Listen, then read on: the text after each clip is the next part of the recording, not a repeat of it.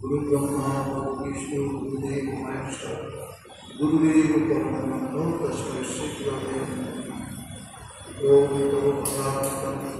जीवनम शबनमंगलम श्रीमदातम भुवि विमुक्ति ये पूजा श्री श्री रामकृष्ण भगवान श्री रामकृष्णदेव থেকে অন্তর্ধান করার পর মহেন্দ্রনাথ অল্প অল্প করে কথাগুলো প্রকাশ করতে দেখা গেল যে অদ্ভুত ঘটনা মানুষের খুব ক্রেজ এই বই পড়ার জন্য, এই বই কি আছে সেটা জানার জন্য। তো আজও শ্রী রামকৃষ্ণ কথামৃত মানুষের গ্রহণযোগ্য একটি বই, আমাদের প্রকৃত স্বরূপের সন্ধান দেবার বই, বেদ বেদান্ত পুরাণ ভাগবত কি আছে সব এর বইয়ের মধ্যেই আছে। আর শ্রী রামকৃষ্ণের মধ্যেই সব অবতার বর্তমান, সব অবতার তার মধ্যেই প্রবেশ করেছে, সব দেবদেবী। সেই জন্যই তো স্বামী বিবেকানন্দ তার প্রণাম মন্ত্র বলতে গিয়ে বলেছিলেন, স্থাপকাজ ধর্মস্য সর্বধর্ম স্বরূপিণে অবতার বরিষ্ঠায় রামকৃষ্ণায় সব ধর্মের স্বরূপ এই শ্রীরামকৃষ্ণ। শ্রীরামকৃষ্ণদেব কে আমরা জানি না, অদ্ভুত তার জীবন। এরকম জীবন স্বামী বিবেকানন্দের কথায় কত কত বছর পরে যে আসে তার ঠিক নেই। অবতারতার পার্শ্বদের চিহ্নিত করিলেন, আর অবতারকেও তার পার্শ্বরা একটু একটু খুঁজে বার করে তার কথা মানুষের কাছে শোনা। মানুষ স্তম্ভিত হয়ে যায়, মানুষ বিস্মিত হয়ে যায়। একটা মানুষ লেখাপড়া থেকে শিখে শিখে, কিন্তু আপনি দেখেন কি দক্ষিণেশ্বর বা কোথাও ঢাকা প্রতিষ্ঠিত আছে এবং কি হচ্ছে সেখানে বড় বড় মনীষ, ধর্মজগতের বড় বড় পণ্ডিত, নেতৃবৃন্দ সব ঠাকুরের কথা স্তব্ধ হয়ে শুনছে, স্তব্ধ হয়ে তার কথা শুনছেন, ভালো লাগছে বলে তো শুনছেন। একটু আনন্দের জন্য, একটু একান্তের জন্য, এগুলো তো স্বাভাবিক ঠাকুরের দিকে তাকিয়ে থাকে। আর দক্ষিণেশ্বরের ওই মহাদেবকে থাকতেন শ্রীমা সারদা দেবতা। তার কাজ কি ছিল? শুদ্ধ সাত্বিক খাবার ছেলে মেয়েদের পরিবেশের জন্য। ভক্তরা দুরকম ক্লাসে আসতেন, তো তিন রকম কথা যেত। একরকম গিরিশ বাবু, মাস্টারমশাই মহেন্দ্রনাথ গুপ্ত, বলরাম বসু, শ্রী রামচন্দ্র দত্ত, সুরেন্দ্র মিত্র, মনমোহন মিত্র, এরকম সব ভক্তেরা।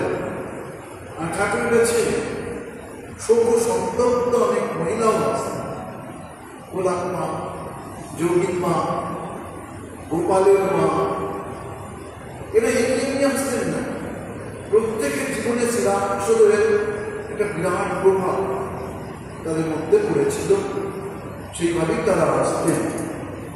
আর আরেকটি ক্লাস আসতো, তারা 18-19 এরকম সব বয়স, 16, 17, 18, 19, নরেন, রাখাল, আরণ, শরৎ, শশী, এদের কথাই বলা হচ্ছে। এরা সব আসত।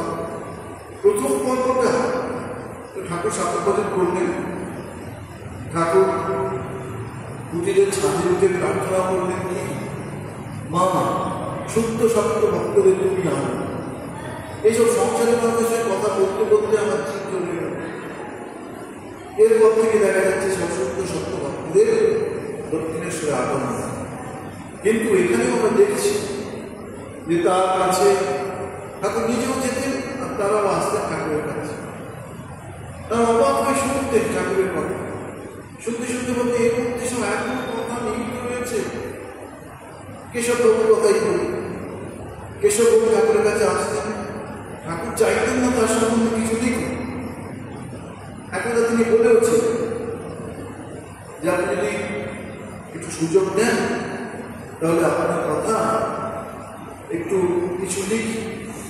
এই কথা শুনে কেশববাবুকে ঠাকুর উত্তর দিয়েছিলেন, দেখো কেশব, তোমাকে এসব নিয়ে ভাবতে হবে। যদি এখানকার ইচ্ছা হয় তাহলে হিমালয় পর্বত চাপা দিয়েও এখানকার কথা ধরে রাখতে পারবে না। এরকম একবার দেখছি কোনো বইতে দেখছিলাম, ঠাকুর বলছেন, আচ্ছা আমার যে এত সব দর্শন হয়েছে, মা যদি সত্যি হয় তাহলে এই পাথরটা কয়েকবার 3বার উঠে নাও। ঠাকুর বলছেন, হ্যাঁ রে, সত্যি সত্যি দেখলাম বড় পাথর যার মানুষের পক্ষে তোলা সম্ভব না, উঠল না তো উঠল না। জগৎকে তার কথা শুনতে এই এসব কথা পড়ে এইসব ছেলেরা সব ধীরে ধীরে ঠাকুরের কাছে আসতে, ঠাকুর কথা বলেন। আর ওই জন্য কি যে ঠাকুর আমরা জানি না, এই কথাটা বলার সাহস হচ্ছে এই কারণে আমাদের ছেলেরা এসেছে, স্টুডেন্ট সব ছেলেরা এসেছে, ওদেরকে নিয়ে একটু বসার চেষ্টা করি। ওদের ঠাকুর মাস কিছু পরে আসবে, আগে আমাদের যেসব দেবদেবী আছে তাদের কথাই হোক। তো প্রহ্লাদের কথা হচ্ছে, সেই প্রহ্লাদ যিনি জন্ম থেকেই বিষ্ণুর বন, তার পিতা একেবারেই পছন্দ করেন না বিষ্ণু। যতটা সম্ভব কতবার তাকে মানা করেছে, তুমি এইসব কথা বলো না, তোমার সহপাঠীদের সঙ্গে বলো না, মাস্টারকে বলে দিয়েছে তোমরা ওকে এইসব কথা শুনিও না, আলোচনা করতো। শেষে দেখলেন আমার রাজা হিরণ্যকশিপু যে ছেলে কিছুতেই শোনা নয়, এই ছেলে থাকার দরকার কি আছে, তাকে কি বর্ষাকে মারার জন্যে আদেশ হল, কিছু করতে পারে না, তাকে আগুনের মধ্যে ফেলে দেওয়া হবে, কিছু করতে পারবে না, তাকে হাতির পায়ে ফেলে দেওয়া হবে, তাকেও কিছু, সেক্ষেত্রে কিছু করতো, পাহাড়ের উপর থেকে ফেলে দেওয়া হতো, তাও কিছু, বড় পাথরকে ডুবিয়ে দেওয়া হতো, তাতেও কিছু। ভগবান অসীম শক্তি, সেই ভগবান বিষ্ণুই এই অবতার শ্রীরামকৃষ্ণ এসেছে। এখন কেমন করে ঘটনা ঘটল? ঘটনাটা এরকম, কখন ওইরকম বেদ হয়নি মনে হয়। ঠাকুরের বাবা 1828 এরকম 26-28 এরকম সময় রামেশ্বরে গেল তীর্থ বা হেঁটে হেঁটে, যে রামেশ্বরের ওখান থেকে শিবলিঙ্গ নিয়ে এসছে। যারা কামারপুকুরের ওই মন্দির দেখেন, ঠাকুরের মন্দির ডান দিকে রয়েছে, নামকে শীতলা, রঘুবী, এই শিব, যা রামেশ্বর শিব খুব জাগ্রত, তা সেই শিবকে নিয়ে এসেছেন। তারপর তাদের পুত্র হয়েছে, নাম হয়েছে রামেশ্বর। ঠাকুরের মেজ ভাই। এরপরে 1835 খ্রিস্টাব্দে ঠাকুরের পিতার আবার মনে হলো, কি মনে হলো, আবার তীর্থ দর্শনে গেছে, কাশী বিশ্বনাথ দর্শন করেছে। তারপরে পিণ্ডদানের একটা ব্যাপার ছিল, সেই পিণ্ডদান করতে তিনি গয়াদানে আসেন চৈত্র মাসে 1835 সালে প্রথম। 1 মাস ছিলেন, এসব দপ্তর করতে হয়।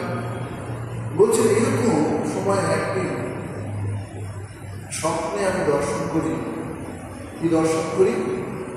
আমি পিণ্ডদান করছি জ্যোতির্ময় মন্দির, এবং দেখছি যে আমার পিণ্ডদানে আমার যে বংশধরেরা তারা সব এসে প্রভোগ করছে। আর কি দেখছি, তারা খুব প্রসন্ন হচ্ছে। আর দেখছি নবদ্বীপ অবাধ শ্যাম রাজ সন্তান তিনি আমাকে নজর করেছেন। সে কি রূপ আর কিরকম অদ্ভুততা, বাণী বিনা নন্দিত স্বর, এমন সুন্দর স্বর। তাকে কাছে আসার জন্য দেখেছি। কি আগে বললেন? ক্ষুদিরাম বলছেন আমি ধীরে ধীরে তার কাছাকাছি গেছি। তিনি বলছেন দেখো ক্ষুদিরাম, এই যে তুমি পূজা করছো, তোমার এই ভাব এইসব দেখে না খুশি হয়েছে। আপনার নিশ্চয়ই স্মরণে আছে এই বিষ্ণু পাদপদ্মে মহাপ্রভু শ্রী গৌরাঙ্গ যে গিয়েছিলেন, ওখানেই কিন্তু টোটাল ট্রান্সফরমেশনটা হয়েছে। শক্তি মানতে হয়, শক্তি মানতে হয়। সেখানে ভগবান বলছেন আমার বড় ইচ্ছা কি তোমার পুত্র সন্তান হয়ে জন্ম। যেমন ভগবান বিষ্ণু সেই শক্তি এখনো ঠাকুরের ম্যানিফেস্টেশন হয়, এই তো মাত্র 180 বেরিয়েছে। তো বলছেন ঠাকুর শুনলেন কথা, হাত করে মনে মনে ভাবছেন এবং ব্যক্তও করেছেন যে আমি কিভাবে আপনার সেবা করবো। আমি একটা অতি সাধারণ দরিদ্র ব্রাহ্মণ, এছাড়া তো আমার কিছু নেই, আমার তো সেবা দোষ হবে। ভগবান বিরোধী আসে, তারা কৃপা গল্প তো বাচ্চা গল্প তো অনেক কৃপা সত্যতা। তিনি বললেন, ভগবান বললেন দেখো তুমি ওসব নিয়ে চিন্তা করো, তুমি আমাকে যেমনভাবে সেবা দেবে আমি তোমার সেইভাবেই সেবা গ্রহণ করব, এতে তোমার কোনো প্রস্তুতি হবে। এই হলো শ্রীরামকৃষ্ণ, এই হলো শ্রীরামকৃষ্ণ। তার মায়ের দর্শন আছে শিব মন্দিরে আলোয় আলো করে 24 ফুট রয়েছে। আরো দুজন মহিলা ছিলেন, তাদের শরীরে প্রবেশ না করে ঠাকুরের মায়ের শরীর প্রবেশ করে ঠাকুরের অচৈতন্য করে। আবার এটাও দেখি আমরা কি মধুবাবুর জীবন, কত বড় জমিদার মধুবাবু, আর ঠাকুরের তো কিছুই নেই সেরকম, সম্পত্তি নেই, কিন্তু ঠাকুরের সম্পদ আছে। তো বলছে যে দুপুরবেলা ঠাকুর একটু পায়চারি করছিল, আর আমি কুটির ঘরের ওখানে ছিল। ওখান থেকে দেখছি ঠাকুর পায়চারি করছেন, সামনে আসছে মন্দিরের মা আনন্দময়ী, আর যখন ফিরছেন তখন শিবছি শিবের রূপ সব নিয়ে তিনি সেটা দেখেই তো আশ্চর্য। স্বামীজি একটা স্বপ্নে ঠাকুরকে রাধারূপে দর্শন করেছে। স্বামী গুরিয়ানন্দ কোনো দর্শন করছেন কোথায়? পুরীধাম। উনি পুরীধামে দর্শন করতে যাচ্ছেন প্রভু জগন্নাথ দেবকে, আর দেখছে সিঁড়িতে ঠাকুর নামছে। উনি ছুটে গিয়ে ঠাকুর প্রণাম করেন, প্রণাম করতে আর কিছু দেখতে পাচ্ছে। অভেদানন্দ যেরকম দেখেছে, আরো অনেক নরেন্দ্রনাথকে ঠাকুর নিজে বলেছে। কি বলেছিলেন? ঠাকুর নিজে বলেছেন যে আমি গৌরাঙ্গ, আমি নিজে গৌরাঙ্গ করে ওই রূপেই আমি এসে দেখা পেয়েছি। শুধু তাই না, শরীরটা এটা আমার নরেন্দ্রনাথ, আমাদের জন্য কি যদি উনি বলেন কে উনি ওনার স্বরূপ, তাহলে আমি বিশ্বাস করবো, তাকে বিশ্বাস করবো। ঠাকুর সঙ্গে সঙ্গে বলছে এখনো তোর বিশ্বাস হলো নি যে রাম, যে কৃষ্ণ, সেই জানে রামকৃষ্ণ রে, তবে তোর বেদান্তের দৃষ্টিতে নয়, বেদান্তের নামরূপের মধ্যে নেই। তো আসি এই বইয়ের অনবদ্য কথা কিছুটা। মাস্টার ভাবতে লাগবে, মাস্টার অর্থাৎ যিনি এই বইটি লিখেছেন, তাও কি কতজন এই বই লেখার জন্য চেষ্টা করেছে। ঠাকুর প্রায় সবসময় বলেছে বলে ওটা তোর কাজ নেই, ওর জন্য একজন আছে, ওর জন্য আছে। গিরিশবাবু কি বলেছিলেন? গিরিশবাবু যখন ঠাকুর জিজ্ঞাসা করলেন একদিন তুমি যেখানকার কথা বলে বেড়াও, তুমি এখানকার কথা কি বুঝেছ? দেখুন স্বয়ং গিরিশ উত্তর দিয়েছে, ব্যাস কি যার কথা বলে যাত্রা করতে পারিনি, আমি সামান্য গিরিশ। আপনার কথা কি বলব, আমি সামান্য গিরিশ। আজ আমরা দেখতে পাচ্ছি, আজ আমরা দেখতে পাচ্ছি ধর্মের একটা উত্থান, ধর্মের একটা শক্তি জাগ্রত হচ্ছে। আগে প্রত্যেকে ভাবতো যে আমার ধর্মটা একমাত্র পৃথিবীতে সত্য, বাকি সব সত্য না। প্রত্যেকের ধর্মের মধ্যে একটা বিবাহ, হিন্দু ধর্ম, বৌদ্ধ ধর্ম, খ্রিস্টান ধর্ম, জৈন ধর্ম সব একে ওদিকে শাক্ত আছে, অদ্বৈত আছে, সব। শ্রীরামকৃষ্ণ এসে দেখিয়ে গেল যে যে ধর্মের অনেক পথ আছে। একটা পুষ্করণী দেখো, পুষ্কর দেখেন, এখানে একটা গান, ওখানে একটা গান, এখানে একটা গান, একটা ওয়ে, কিন্তু নিচ্ছে একটা জিনিস, সেটা নাম করছে কি একজন, এক একজন এক একটা নাম করছে। কেউ একলা করছে, কেউ ওইটা করছে, কেউ পানি করছে, কেউ ফল করছে। বস্তু কিন্তু এক, সেই রকম ঈশ্বর সাকার, ঈশ্বর নিরাকার। ঠাকুর আগে বলতে পারে, হয়তো বলেছে আমরা সেইভাবে কি এটা প্রচারিত হতে পারে। ওরা আসার পরে ধর্মের মধ্যে শক্তি সঞ্চার করে, পৃথিবীর গুণপূর্ণ শক্তি জাগ্রত করে দিচ্ছে। স্বামীজি বলছে, স্বামী শিবানন্দ তো মাস্টার বলছেন, ভাবছেন এই মহাপুরুষিক ছেলেদের সঙ্গে পছন্দ করেছিল কথায় অনবদ্য শ্রীরামকৃষ্ণ। আমরা জানি কালিদাসের প্রমাণ অপূর্ব সুন্দর, কিন্তু শ্রীরামকৃষ্ণের প্রমাণ যারা শোনে তারাও বলেন যে শ্রীরামকৃষ্ণ প্রমাণ কিছু কম যায় না।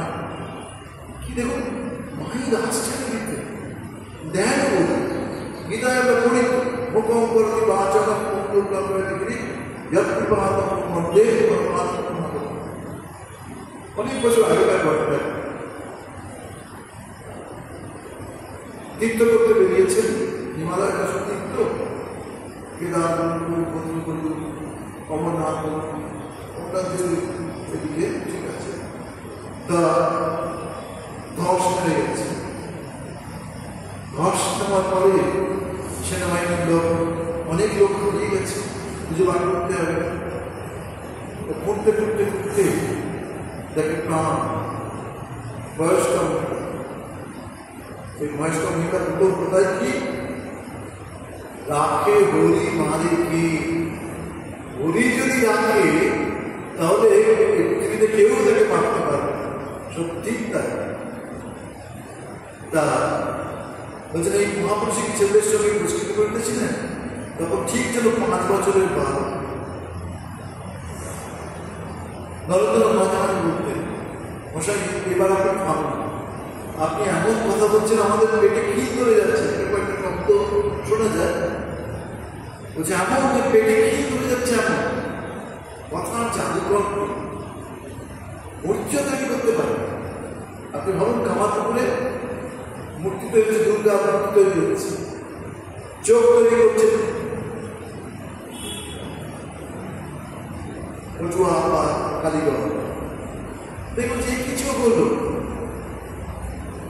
এই আবার চোখ হলো নাকি, কিভাবে কারিগর করতে তুমি করে দাও, দেবীর ওই টানা টানা চোখ করে। দক্ষিণেশ্বরে বসে আতা গাছে গোদা পাতা আঁকলেন, নৌকা আঁকলেন। কথার কারিগর শুধু নয়, এরকম ভাবে ছবিও আঁকতে পারতেন, মূর্তিও তৈরি করতে পারতেন, মূর্তির মধ্যে প্রাণ শক্তিও সঞ্চয় করতে পারতেন। যাকে যা খুশি তাই করতে পারতেন, যাকে যা খুশি। আপনি ভাবুন 1886 খ্রিস্টাব্দের 1 জানুয়ারি যে কাণ্ড ঠাকুরে করলেন, যারা এসেছেন তার প্রত্যেকের অনুভূতি কল্পনা শ্রীরামকৃষ্ণ। আমরা যখন প্রথম অবস্থায়, ছোট ছোট অবস্থায় একটু মঠমিশন সম্বন্ধে চেষ্টা করছি, একটু যাওয়া আসা করছি, তো সেইভাবে কল্পনা অনুষ্ঠান দেখিনি। বড় কত কয়েকটা জায়গায় কিন্তু যত দিন যাচ্ছে দেখা যাচ্ছে কল্পতরুকে বিরাট অনুষ্ঠান হতে চলেছে। আপনি যান কল্পতরুর দিন 1 জানুয়ারি কোথায় কাশ্মীর বাড়ি দেখবেন শত শত মানুষ কিসের টানে আসতে জানা নেই, কিন্তু তারা আগেও শুনতাম ছোটবেলায় কি শুনতাম যে মানুষ 7টার সময় 8টার সময় লাইন দিয়ে দিয়েছে, কেউ যেমন লাইন দেয় সেরকম আমরা প্রথম দর্শন করব। কিসের বিশাল একটা আগ্রহ, বিশাল একটা ক্রেজ, এই ঠাকুর নিয়ে আসছে ভগবানের থাকে কি থাকে আকর্ষণ শক্তিটা। দেখুন না কৃষ্ণ, ছোট্ট একজন কৃষ্ণ, তাকে দেখার জন্য কত মানুষ, তার লীলা দর্শন করার জন্য কত ঘটনা। ঠাকুর শ্রীরামকৃষ্ণ দর্শন করেছে তো কৃষ্ণকে, রামকৃষ্ণ দর্শন করেছে, সীতামাইকে দর্শন করেছে, আমার মায়ের বলে বিবাহ করেছে,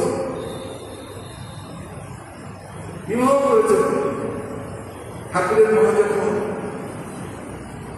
অপরের থেকে হাত করে গয়না নিয়ে মা ঠাকুরকে পড়িয়েছিল বিবাহের সময়, পরের গয়না স্বয়ং লক্ষ্মী পড়েছে। তো ঠাকুরের মায়ের মনে কষ্ট হচ্ছে, কি কষ্ট, দেখ গলায় আমি শুনতে পারবো, এই বাচ্চা মেয়ে কি করে, তখন গলায় বলেছে মা তোমার চিন্তা করতে হবে, আমি কোন সময় শিল্পী ঘুমন্ত সময় আমরা বলেছে জানি মা সকালবেলা উঠেই খাদ্য, তখন ঠাকুরের মা কি বলেছিলেন, ঠাকুরের মা বলেছিলেন মা তুমি খেয়ে না, এর থেকে অনেক ভালো ভালো গয়না গদাই তোমাকে। বাস্তবে কি সত্যি ঠাকুর করে দিয়েছিলেন? হ্যাঁ করে দিয়েছি। তিনি দর্শন করেছেন সীতামাই, আবার বলতেন কি ওগুলো সারদা শাস্তে তাই ভালোবাসে, দেখতে দিতে কত টাকা আছে যা ওরা একটা মাইনা করে দেবে। মা যেরকম অপছন্দ করতেন ঠাকুর সেই মায়ের ঠাকুর বর্তমানে যাতে মায়ের পড়াশোনা হয় তার জন্য অপরকে বলেও গেছে ওই তো স্বয়ং, ওই তো দুর্গা, ওই তো কালী, ওই তো কালী, ওকে অন্যভাবে দেখবে না। নিজে পুজোও করেছিলেন ভগবান, পুজোও করেছিল পয়লা বলে ভগবান কালী পুজো। ঠাকুর পূর্ববৎ লোকে নিশ্চয়ই আমার প্রাপ্ত লোকের ন্যায় ব্যবহার করতেছে। মাস্টারকে বরং তুমি সংবেদন করতে বললে তোমরা দুইজনে ইংলিশে কথা কও, বিচার করো, আমি শুনি। এই যে দেখুন ঠাকুর বলছেন তোমরা বিচার করো, ইংরেজিতে শুনবেন কি? কখনো কখনো এটা বেশ মজা করো, কখনো কখনো ঠাকুর বলতে ও তোমরা বোধহয় বুঝেছ আমি কি বুঝিনি না, এটার মানে তো এটাই না, সকলে স্তম্ভিত হয়ে যাবে। কি করে সম্ভব? সবই সম্ভব। আর জানেন যে আগামী দিনে নরেনকে তার ভাব পৃথিবীতে ছড়াতে হবে। কোথায় আমেরিকা বড় বড় সাহেব, বড় বড় লোক তার সঙ্গে যুক্তিতর্কে আসবে, সে যুক্তি উপযুক্ত করে দিতে হবে। ঠাকুর ট্রান্সলেট করেছেন পাওয়া আমাদের বর্ণা মন্দিরে নরেন প্রদেশ হয়েছিল, যাচ্ছি হঠাৎ দেখা ঠাকুর এসে ওই তার পেটে চরণ রেখেছে আর বলছেন লোলো লোলো আমার শরীরে ঢুকে যাচ্ছে। আর শরীর যাওয়ার আগে আমরা কি দেখছি, ঠাকুর নরেনের দিকে তাকিয়ে আছে, ডাক্তার বলছে যা তোকে সর্বস্ব দিয়ে আজ ফকির হয়ে গেলাম রে, তোকে সর্বস্ব দিয়ে আজ ফকির হয়ে গেলাম। কেউ তো বিরাট ঘটনা। মাস্টার নরেন্দ্র ভাই এই কথা শুনে হাসি করেছে, দুইজনে কিছু কিছু আঘাত করতে লাগলেন, কিন্তু বাংলা ঠাকুরের সামনে মাস্টারের বিচার তার সম্ভব নয়। এই যে মাস্টার কি পাওয়ার, কি জানে না মাস্টার। চৈতন্য চৈতন্য চৈতন্য ভাগবত থেকে আরম্ভ করে সমস্ত কিছু বাইবেল থেকে সমস্ত কিছু আমার ঠাকুর অল্প থেকে লোককে পেয়েছে যে তোমাকে তো দেখেছি, মহাপ্রভু সংকীর্তনে তোমাকে দেখেছি। এই অবতার যখন আসে, এরা অবতার লীলাকে জনসমক্ষে প্রকাশ করার জন্য এরাও আসে। এই দেখুন, কয়েকদিনের মধ্যে বলবে যে তোমাকে এটা এনে দিতে হবে, সেটা দিতে হবে। ওদের জিনিস নিচ্ছি, স্বপ্ন থেকে সব কিছু দিতে পারে না, স্পর্শ সহ্য করতে পারে না।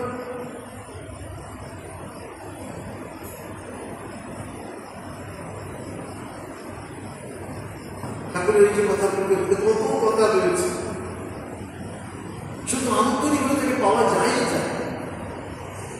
ব্যাকুল হৃদয়ে তাকে ডাকলে তিনি সারা দেবেনই দেবেন। আমরা সেই জটিলা কুটিলার কথা জানি, জটিলা কুটিলা গরিব মহিলা একা থাকে, সঙ্গে তার ছোট বাচ্চা। একটু বড় হয়েছে যখন বাচ্চাটি, তখন মাকে বলছে, মা তার সাথে মা আমার বয়সী ছেলেরা সব মশাই কাছে পড়তে যায়, আমি পড়তে যাবো। যে আমার অর্থ কোথায়, আমি কিভাবে তোমাকে ব্যবস্থা করবো বাবা? তুমি যে গরিবের ঘরে জন্মগ্রহণ করেছো, না না না না, তুমি দেখো তাকে তাহলে মনের উপরে একটা মশাই পড়াতে রাজি হয়েছে। কিন্তু তিনি কি সন্ধ্যের পরে ব্যবস্থা করেছে, খুব ভয়। মা হঠাৎ বলে দিয়েছেন, ভয় পাবার কি আছে? ভয় পেলে মধুসূদন দাদাকে ডাক। এই জঙ্গলের মধ্যে ঢোকার আগেই মধুসূদন দাদা যে আন্তরিকভাবে ডেকেছে, ভগবান আবির্ভূত হয়েছে। ভগবানের সেই শক্তি আছে। সেই জন্যই মা বলে গেছে, যখন দুঃখে, যন্ত্রণায়, ব্যথায়, কখনো অশান্তিতে পড়বে, জানবে তোমার সত্যিকারের মা আছে, সত্যিকারের মা আছে। যার ভেতর অনুরাগের ঐশ্বর্য প্রকাশ হচ্ছে, ভগবানকে থাকতে থাকতে একটা অনুরাগ আসে, ভালোবাসা আসে। সেই ভালোবাসায় গেলেই অরুণোদয় সম্ভব। অরুণোদয় কিরকম? ওই যে অনুরাগের ঐশ্বর্য থাকবে, বিবেক আসবে, বৈরাগ্য আসবে, জীবের দয়া আসবে, সাধু সঙ্গ করতে ইচ্ছা হবে, সাধু সেবা করতে ইচ্ছা হবে, আর ঈশ্বরের ধাম গুণগান করারও ইচ্ছা। ঠাকুরের কাছে যারা এসেছেন বেশিরভাগ জীবনে আপনি দেখবেন এই যথার্থ যেই জানতে চেয়েছে, ভগবানের কৃপায় সব যোগাযোগ হয়ে গেছে। আবার তিনি বলছেন, নাম করো, সাথে সাথে প্রার্থনা করো, কি যাতে ঈশ্বরের অনুরাগ। আর কি আমরা এটা সত্যি বলি আমরা, কিন্তু এগুলো আমাদের বর্তমানে অনুভব হয় না। মায়া জালের মধ্যে আছে, মায়া জাল দিয়ে কাটার উপায় আছে, কিন্তু আমরা এইটাই থাকতে চাই। এই যে গুটি পোকা রেশম তৈরি করে, আর কি যে রেশমের মধ্যে বন্ধ হয়েই মারা যায়। আমাদের অবস্থাও ঠিক তাই। আমরা ভাবছি পৃথিবী সর্বস্ব, আমরা এরকমই থাকবো, এর পরিবর্তন কিছু নেই। কিন্তু এরা এসে আমাদের সামনে এসে দাঁড়ান আর বলেন, এই দেখো দিকের পথ আর এই দিকের পথ দেখতে পাচ্ছি, এসো আমি তোমাকে সেই আনন্দ ধামে নিয়ে যাব। আছে বিষয় আনন্দ আছে, ইন্দ্রিয় আনন্দ, চক্ষু কর্ম নাসিকা জিহ্বা, এতেই আমরা সব একবার মধ্যে আছি। কিন্তু এই ইন্দ্রিয়ের পরেও আছে মন, আছে বুদ্ধি, আছে অহংকার, আছে চিত্ত আছে, একটা করে স্টেপ আছে, কাপ আছে, একের পর এক কাপ। যেটা ঠাকুর বলছেন, এইসব জিনিস দুদিনের জন্য, যেমন টাকা, মাপ, দেহের সুখ, তাদের উপর থেকে যাতে ভালোবাসা কমে যায় প্রার্থনা করো, যাতে এদের ভালোবাসা কমে যায়। বলছিলাম এই একটা ইন্দ্রিয় সুখ, আরেকটি আছে ভজনান্তের সুখ, ভজন কীর্তনে আরো আছে, তার উপরে উঠবে, এত উপরে উঠে যায়। জ্ঞানের আনন্দ আছে, রামায়ণ পড়ে, মহাভারত পড়ে, উপনিষদ পড়ে, তার চিন্তা ভাবনা করতে করতে করতে করতে এই আরো আরো আরো এগিয়ে যেতে ইচ্ছা হয়। ও তার একটা অদ্ভুত আনন্দ আছে। আরো আছে ব্রহ্মাণ্ড, সেই ভগবানের নামের এমন এমন শক্তি, এমন করতে করতে করতে করতে তখন মন আরো সংযত হয়ে যাবে, মন একাগ্র হয়ে যাবে। এই ঠাকুরের সন্তানেরা কিরকম সব কথাবার্তা হচ্ছে, প্রতি দেখা যাচ্ছে ভাব শোনা। একটা সমাধি হতে কত বছর ধরে লাগবে তার ঠিক নেই। আবার কোনো যোগী না হলে, পারবো গুরু না হলে এসব তো সম্ভব নয়। কিন্তু অবতাররা আসে, ওরা চাকরি করে দিতে পারে। ঠাকুর কি বলছেন? সত্যভাবে অনন্ত অনন্ত অনন্ত রশ্মি কুমার দত্ত বাংলাদেশ থেকে এসেছিলেন, তাকে এই কথা বলছি। আবার দেখুন মানুষ কি কম খায়, ঈশ্বর চিন্তা করতে পারে, অনন্তকে চিন্তা করতে পারে, অন্য জীবজন্তু পারে না। কিন্তু অন্য জীবজন্তুর ভিতরে, গাছপালার ভেতরে আবার সর্বদা তিনি আছেন, এটা শ্রীরামকৃষ্ণ দেখতে পেয়েছি। এই পৃথিবীর সব কিছু তিনি বুঝতে পারতেন। পশু পাখি, জন্তু জানোয়ার, শব্দ একটা শব্দ আছে। ও ভগবান শ্রীরামকৃষ্ণের অনুভূতি, বেদ বেদান্ত ছাড়িয়ে সব একটিও মিথ্যা বলেন, মিথ্যা বলেন, বেদ বেদান্ত ছাড়িয়ে গেছে। আবার বলছেন তিনি মানুষও লীলা করছেন। আমি দেখি সাক্ষাৎ দাঁড়ায়, যখন ঠাকুরের হাত পড়ে গিয়ে হাত নিয়ে গেল, এরপরে মা দেখালেন কি মানুষের মধ্যে তিনি সব বর্তমান। মানুষের মধ্যে বর্তমান বলেন তো মা সরলা কি মহিলা ছাড়া তো কিছু না, তাকে দেবী রূপে পুজো করবেন। তিনি গেলেন কোথায়? বৈদ্যনাথ ধামে। দেখলেন কত কত সব মানুষজন তার দিকে ধেয়ে আসছে। মাথায় তেল নেই, মাথায় তেল নেই, এরকম শীর্ণ শীর্ণ শরীর, বস্ত্র নেই সেইভাবে, ছিন্ন বস্ত্র। মধুকে বললেন দেখ মধু, এদের বলে মধু বললেন বাবা অনেক টাকা হবে না, চলো তুমি বাবা দর্শন করে চল। না আমি ওদের কাছে খাই। আবার গলায় বেড়াতে গেছে মধুদের জমিদারি 2 বছর শস্য হয়নি, খাস আনতে হবে, হুইপ যায়। ঠাকুর বলে দেখবে এরা কি করে খাস আনবে, বলো এই অবস্থা, তুমি এদের ব্যবস্থা করো। ওখানেও ঠিক তাই, এক মাথা করে তেল দাও, একটা করে পোশাক দাও, বস্ত্র দাও, আর পেয়ে খাওয়া। এই মানুষের মধ্যে দেখেছেন বলেই তিনি বলছেন।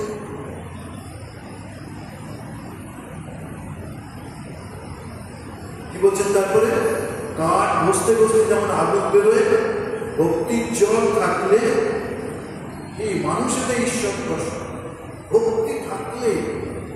ভক্তি থাকলে আস্তে আস্তে শব্দের একসঙ্গে হবে, কিন্তু এগোতে এগোতে এগোতে দেখা যাবে কি তাহলে সুন্দর ঠাকুরের কথা, এগিয়ে চলো এগিয়ে চলো এগিয়ে যাও। কাঠুরিয়াকে বললেন বলছেন এগিয়ে যাও, তাতে কি হলো? কাঠুরিয়া ঘরে থাকতে থাকতে হঠাৎ মনে দেখতে এগোতে হবে, তো এগোলে একদিন দেখলেন কি চন্দনের কাঠ, ভুরি ভুরি চন্দনের কাঠ। আবার কিছুদিন যায়, ঘরে ঘরে থাকেন না, সাধুবাবু তোমাকে বলেছেন এগিয়ে যেতে, আজ আরো এগিয়ে যাবো। এগোতে এগোতে দেখলেন রূপোর খনি। আবার কিছুদিন যায় সোনার খনি, মণিমুক্তার খনি, যেমন স্টেজ আছে ভেতরে স্টেজ আছে। এই করতে করতে করতে করতে আপনি সেইখানে পৌঁছে যাবেন যেখানে আর কিছু ডাকবে না, আর কিছু ডাকবে না, ঈশ্বর দর্শন হয়ে যাবে। প্রতিমায় পুজো হয়, আর জীবন্ত মানুষের হয় না। নরেন্দ্র বলেছিল, নরেন্দ্র এই জন্য লিখলেন ব্রহ্ম হতে কি পরমাণু সর্বরূপে সেই প্রেমময়, মন প্রাণ শরীর অর্পণ করো সঙ্গে ঈশ্বর পায়, বহুরূপে সম্মুখে তোমার ছাড়িয়ে ঈশ্বর, জীবের প্রেম করে যেইজন সেইজন শরীর ঈশ্বর। একটা অদ্ভুত শক্তি ঠাকুর নরেনকে দিয়ে গেল। নরেন সেটা কিভাবে এক্সপ্লেন করলো, শুধু তোর নিজের মুক্তি চায়, সেই তো লজ্জা করলো, তুই কোথায় একটা বটবৃক্ষের মতো হবি, তোর ছায়া হাজারে হাজারে মানুষ আশ্রয় পাবে, আর তুই নিজের কথা ভাবছিস, নিজের মুক্তি তোকে ব্যাস পুরো চেঞ্জ হয়ে গেল।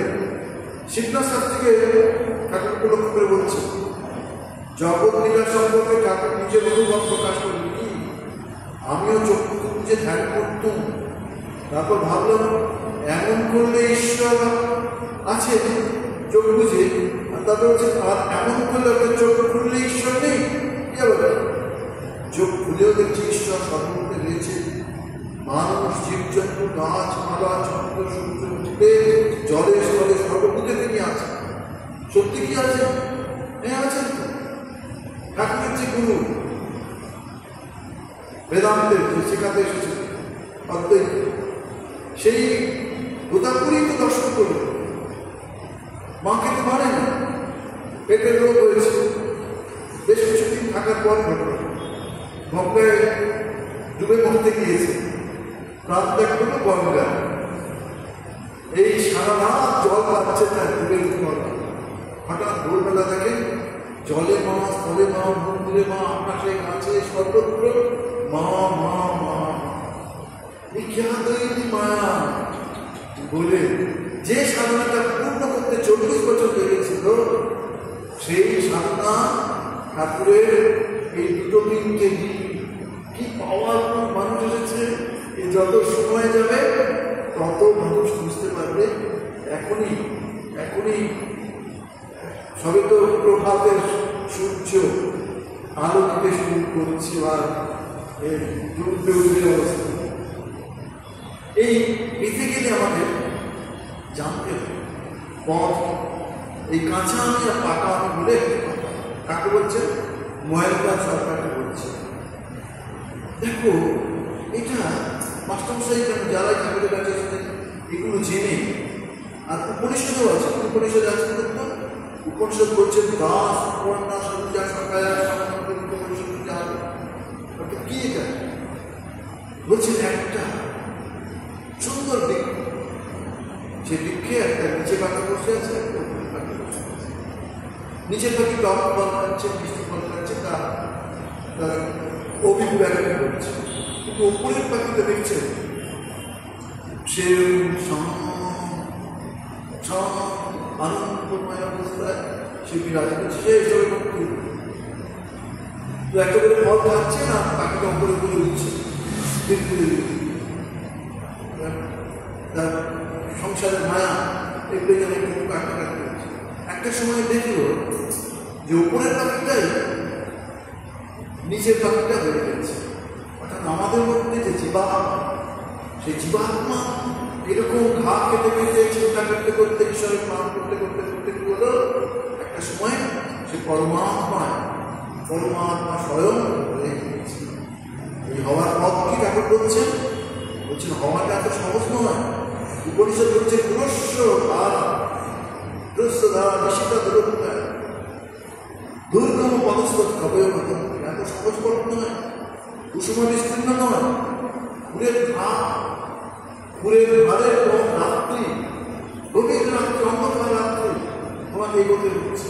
কত রকম তোমার সমস্যা, লাভ হয়ে যাচ্ছে বা রক্তাক্ত হয়েছে, কাঁটায় পথ তোমার পায়ে জেলে ফেলছে, কিন্তু তাহা সত্ত্বেও তুমি এগোও, নিশ্চয়ই তুমি সেই জায়গায় পৌঁছে, সেই জায়গায় তুমি পৌঁছে যাবে।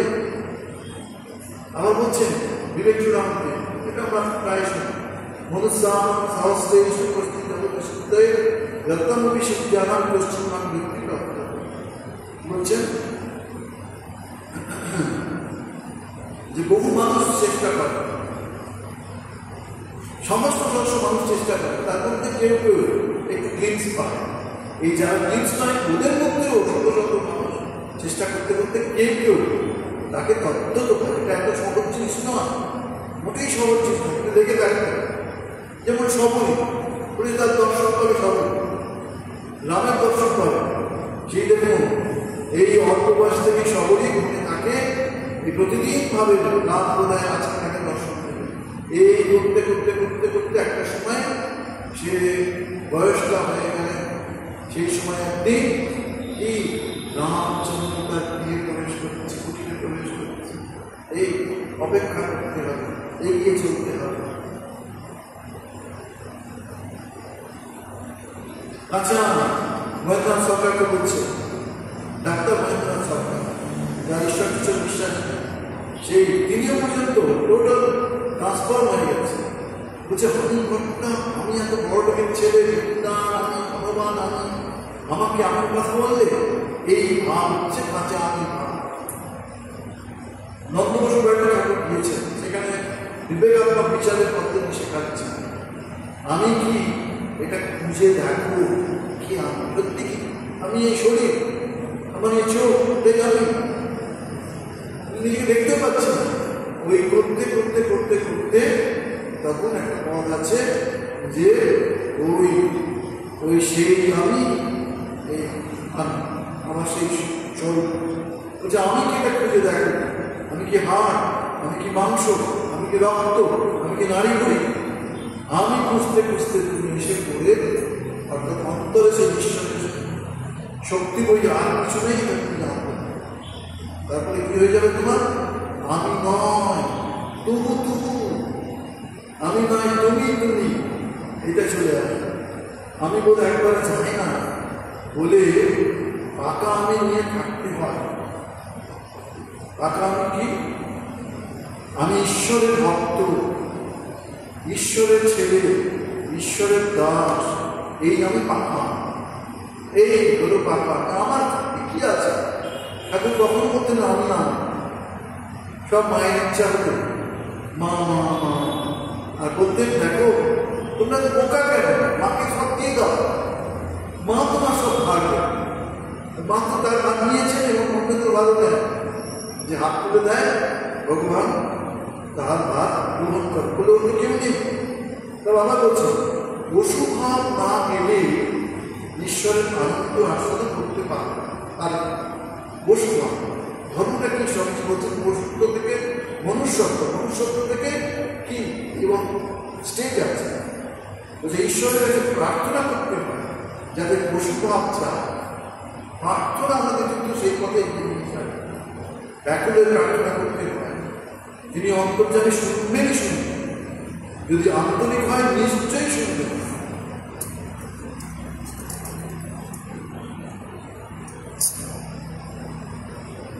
বোধহয় এরকম একটি গল্প শুনছে, কল্পনা ঘটনা, একজন ট্রামে যাচ্ছে, ও টাকা চুরি হয়ে গেছে,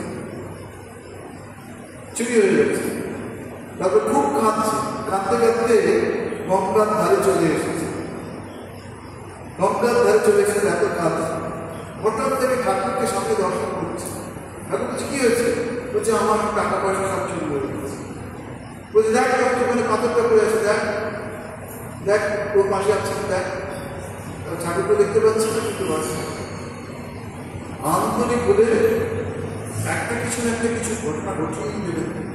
আপনার দেখুন, তিনি শোনেন, মাস্টার বঙ্কিমচন্দ্রকে বলছে, শ্রীরামকৃষ্ণের জন্মের পর এটা এই যে ঘটনাটা বলছেন, যেটা বললাম আত্মসূত্র থেকে এ মাস্টারকে বলছে না, সেই সময় বঙ্কিমচন্দ্র চট্টোপাধ্যায় এসেছিলেন, তাকেও কয়েক গল্প। দৈনন্দিন জীবনে কি করে ভগবানকে চিন্তা করতে হয়, সেই পরমাত্মাকে ভালোবাসতে হয়, এটা শ্রীরামকৃষ্ণ দেখিয়ে গেছে। যত আমরা তাকে ধরব ততই আমরা এগিয়ে যেতে পারি। স্বামীজি বলেছে, ঠাকুরের জন্মের পর সত্য যুগ শুরু হয়ে গেছে, এখন যত দিন যাবে কি সব বেদালে চলে যাবে। আচরণালে প্রেম পাবে, মেয়ে পুরুষের ভেদ উঠে যায়, ধনী নির্দনের ভেদ চলে যাবে, পণ্ডিত মূর্খের ভেদ চলে যাবে, ব্রাহ্মণ চরণাদের সব ভেদ চলে যাবে, সব দূর করে নিজের আচরণের পথে কথা আলাপে ছড়িয়ে দিয়েছে এই সব ভেদাভেদ দূর করে দেবার বার্তা।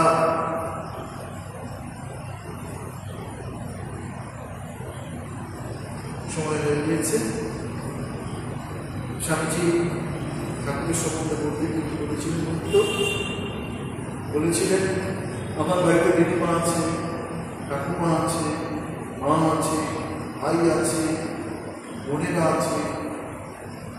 এত ভালোবাসা কিন্তু জীবনে আর কারো কাছে সারা পৃথিবী ঘুরেছেন তিনি, ঘুরেই তিনি বলছেন কি ঠাকুর শ্রীরামকৃষ্ণ দাও ভাই ভালোবাসার প্রতিমূর্তি স্বরূপ। এত ভালোবাসা ঠাকুরের কাছে পেয়েছেন যে এত ক্ষমা তিনি ঠাকুরের কাছে পেয়েছেন, এটা এই আর কৃতজ্ঞ পান। আর ঠাকুরের সম্বন্ধে কি বলেছিলেন? ঠাকুরের সম্বন্ধে বলতে গিয়ে বলেছিলেন, যদি বলো সমুদ্রের জল সব শোষণ করে দিতে পারে, পাহাড়কে ঘুরিয়ে দিতে পারে, কিন্তু শ্রীরামকৃষ্ণের কথা আমি লিখতে পারবো না। জিসি অর্থাৎ গিরিশ বাবু শ্রীরামকৃষ্ণের কথা বলতে গিয়ে আমি শেষ পর্যন্ত আদর করে ফেলবো, এই আমার বড় ভয়। ঠাকুরের চরণের প্রার্থনা, কি প্রার্থনা? যে তিনি কৃপা করে আমাদের জাগিয়ে দিন, যাতে আমরা তার সেই সব ভাব আস্বাদন করে এগিয়ে দিতে পারি। ও নিরঞ্জন নিত্য অনন্ত রূপম ভক্তারূপম করি ঈশাবতরম পরমেশ্বর রাম কৃষ্ণ শিরসা। ওম শান্তি, ওম শান্তি।